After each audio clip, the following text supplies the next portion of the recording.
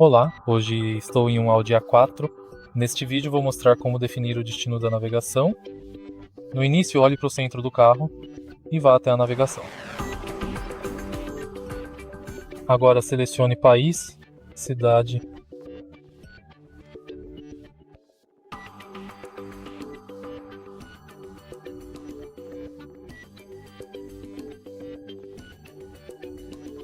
rua e selecione Iniciar, orientação de rota. Sua rota está sendo calculada.